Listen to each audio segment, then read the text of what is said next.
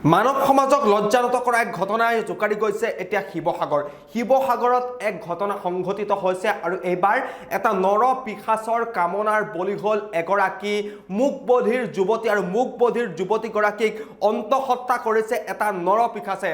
যুৱতীগৰাকী বাসগৃহত অকলে থাকে আৰু তেতিয়াই এটা নৰ পিশাচে যুৱতীগৰাকীৰ ওপৰত শাৰীৰিক নিৰ্যাতন চলায় আৰু যুৱতীগৰাকী মুকবধিৰ, সেয়ে সুযোগ লৈ নৰ পিশাচটোৱে শাৰীৰিকভাৱে অত্যাচাৰ চলায়, যৌন উৎপীড়ন চলায়। কিন্তু যুৱতীগৰাকীৰ জ্যেষ্ঠ ভগ্নীয়ে যুৱতীগৰাকীৰ শাৰীৰিক গঠনৰ ওপৰত সন্দেহ প্ৰকাশ কৰি চিকিৎসকৰ ওচৰলৈ নিয়ে আৰু চিকিৎসকৰ ওচৰলৈ নিয়াৰ পাছতেই পোহৰলৈ আহে যে যুৱতীগৰাকী মুকবধিৰ যুৱতীগৰাকী অন্তঃহত্যা হৈ আছে। এটা নৰ পিশাচে এই জঘন্য কাণ্ড সংঘটিত কৰিছে। সবিশেষ লৈ আহিছোঁ খবৰ.com প্ৰতিগৰাকী দৰ্শকৰ বাবে।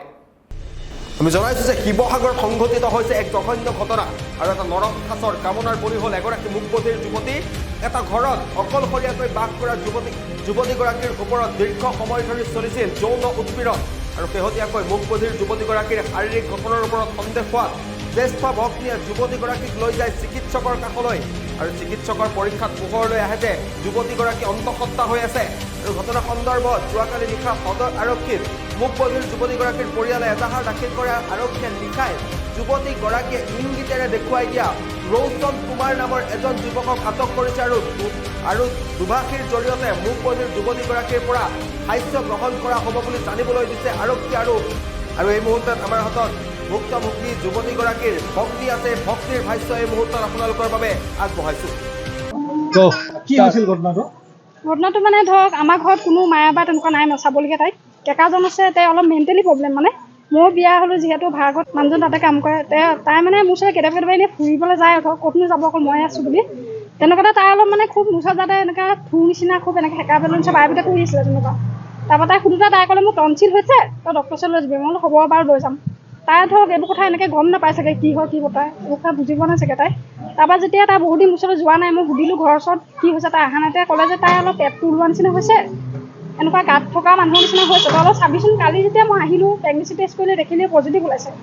তাৰপৰা তাইক এনেকৈ ভয় চৰ খুৱাই মেলি সুধিলোঁ। তাই তেতিয়া ৰৌচন কুমাৰ নামৰ ল'ৰাটোৰ নাম ধৰে, তেওঁ কৰিছে বুলি কৈছে কথাটো। আৰু বাৰে প্ৰতি তাই কৈছে তেওঁৱে হয়। অচিয়ে সুধোতে ইংগিতে আকাৰ ইংগিতে দেখাইছে, যিহেতু তাই বোবা আৰু কথা ক'ব নাজানে, কামেও নুশুনে, সেইটো কাৰণে আকাৰ ইংগিতে কথা পাতে। তেওঁ মানে কি ছোৱালীজনী মুখে আৰু মাতিব নাজানে, কামেও নুশুনে। তাই চাৰ্টিফিকেটো আছে, নুশুনে আৰু কথা ক'বও নোৱাৰে তাই।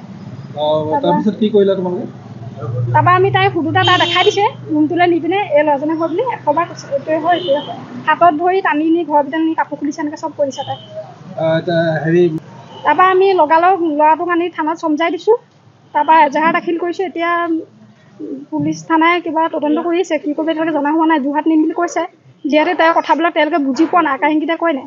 সেইটো কাৰণে যোৰহাটত বোলে কিবা স্কুল এখন আছে, আকাৰ ইংগিত কথা কোৱা এনেকুৱা বগা স্কুল এখন আছে, তাত নি পিনে মানে কথাবোৰ জানিব বিচাৰিব। তেওঁলোকে ষ্টেটমেণ্টটো ল'ব, মানে সেইটো কাৰণে তালৈ পঠিয়াব।